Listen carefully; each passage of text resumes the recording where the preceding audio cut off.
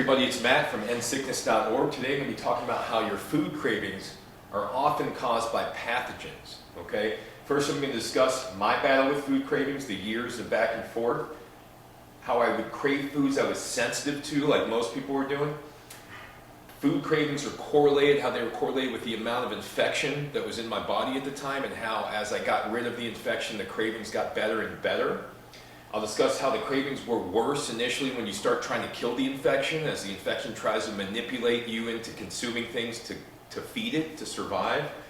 And I'll talk about how pathogens influence food choices, the various mechanisms that they have to be able to influence what you desire to eat.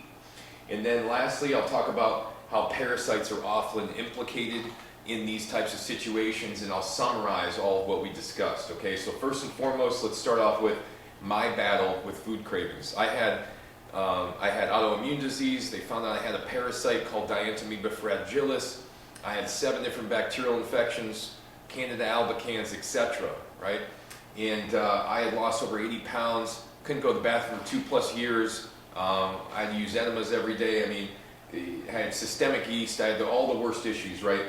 But my food cravings kept me sick. Okay, when I started to make a lot of progress with the raw colostrum, I couldn't control the food that I was eating. I would eat meat, I would eat sugars, high carbs, breads, etc. I would eat all the things I couldn't eat for several years because I started to be able to eat them without having these extreme reactions. So I started to have this battle with food cravings. It went back and forth with you for years and really prevented my healing. And I wanted to discuss all of what I learned through that process to help you. Okay, so I realized I was eventually, later on, I was craving the foods I was sensitive to, okay? Talking about the meat products that would make things worse, the high ingredient foods, the wheat, the eggs, the high histamine foods, okay? The foods that had preservatives in them, etc. These are the things I was craving, that I was thinking about before I would get to the house, before I'd get to whoever, oh, I'm going to have this such and such when I get home, or I can't wait to have that almond butter, or, you know, etc., right? But I realized eventually I was craving the foods that I was sensitive to. The stronger the craving, the more likely I had a sensitivity to it. So if you have cravings for certain foods, realize that they're probably triggering your symptoms, okay? And the stronger the craving is, the more likely that you're sensitive to this thing, okay? I eventually realized, it was an aha moment where I realized, wow, any food that I'm craving is bad for me. I don't crave apples and broccoli and cucumbers like I do a cheeseburger, or like I do, an ice cream sandwich or something that I used to eat. Those are different types of cravings. You know, you may want an apple, but you don't crave it like you do a cheeseburger or something like that, right? So the foods I was craving to were the ones I was sensitive to. Also, I realized that the food cravings that I had were correlated, the strength of those food cravings were correlated with how much infection I had at the time. So once I did anti-parasitic stuff, the colostrum, the diatomaceous earth, the other things I mentioned in my parasite videos, my food cravings got reduced dramatically at the end of each of these phases, these courses of removing parasites and infection.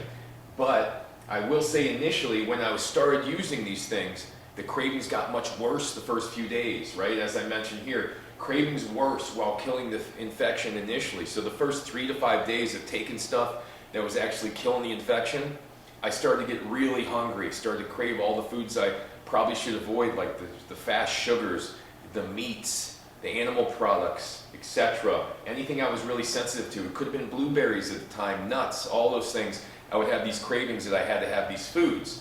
And I realized that the cravings were much worse the first few days I was killing these infections, as if they were trying to hang on and survive, right? And then at the end of that 10-day, 14-day cycle of killing this stuff, my cravings were much better than they were before, okay? So I want to mention those key points.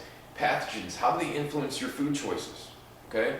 Well, pathogens attach themselves to the gut lining, and they will play games with you, right? If they send signals in the gut lining, it can affect your blood sugar, it can affect your mood, okay? It can do a lot of things that lead you emotionally to feel like you need to fill that void with the food, okay?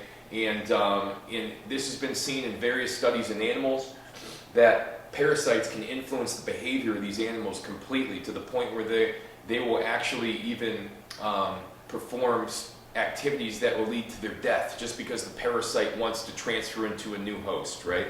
They've shown parasites can manipulate mice into walking towards cats versus away from them because they want to transfer into the cat, right? The parasite wants to get into a new host, the cat. So these parasites, they can influence all aspects of your behavior. Bacterial infections, less likely. Fungal infections, a little more likely to influence desire for sugar cravings in fast-acting sugars. But most often, parasites are implicated when you have food cravings. And in my experience, they love the animal products because the fats are in animal products are what they use to produce their protective shields from the immune system. Parasites don't have biofilm. They use fat to protect themselves. This lipophilic layer that protects themselves from the immune system, so the immune system recognizes the fat, not the parasite. So these fats in the meat products, the sugars, the high ingredient foods, the foods that have these various preservatives in them, anything that you eat every single day, eventually you have a probability you could be reacting to this thing if you have mast cell issues, histamine intolerance, autoimmune problems, etc., right? So the key is rotating these foods, making sure if you ever start craving a food too much, you eliminate it, okay? And that is a sign that the parasites have adapted to being able to digest this food, extract whatever from the food that they need to replicate, or that this food is causing you a sensitivity which triggers your immune system, which fuels the growth of the parasites, okay? So parasites are often implicated in these types of scenarios with cravings, but to get to the parasites, in most cases, you have to control the cravings, eliminate the craving foods, deal with the bacterial and fungal infections, etc., right? So summary of key points. I had battles with food cravings. That was the number one thing preventing me from getting better. Once I had all the things in my hand that would remove the infections, that would detox my body, that would make me better, I had a battle with food cravings for nearly a decade until I realized that the things that I was craving were actually the things that were making me sick. It was not that I was craving the things that were helping me. I was craving the things that were keeping me sick. And I was craving the foods I was sensitive to, that had the immune sensitivities to. Those were the ones that were the hardest to give up, okay?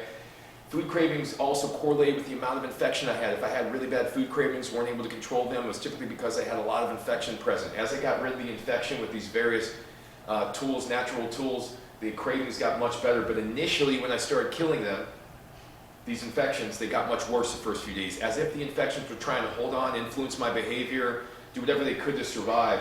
Pathogens can influence your food choices in various ways, like I discussed. They attach to the gut lining, manipulate your blood sugar, manipulate your neurochemistry, your neurotransmitters, your emotions, etc. Make you feel as if you need this food for emotional purposes or for some degree of self-satisfaction. And usually when you have food cravings, it's because you have a parasite infection or you have fungal, bacterial infections, etc. So hopefully this video has been helpful. Realize the food cravings you have are not because you want the food in most cases. If you're sick, it's because you have infection that's dominating your gut environment, and that is going to be what drives you to eat or drives your cravings, right? If you have a stomach that is full of good bacteria and you are healthy, you are not going to be craving all the foods that make you sick. Usually the more of the pathogens you have in your body, the more you'll start craving the foods that support those pathogens, okay? So I hope this video has been very helpful for you. If you're dealing with autoimmune disease, mast cell activation, histamine intolerance, any of those things, it's key to get rid of the food cravings and the food sensitivities, otherwise you will not beat this condition in the long run. So thanks for watching. Please note this is not meant to be medical advice in any way, shape, or form. This is for educational purposes only. This is based on experience I've had with myself, my daughter, my clients, the scientific studies I've read over the course of 20 years. And thanks for watching, everybody. Hope to see you soon.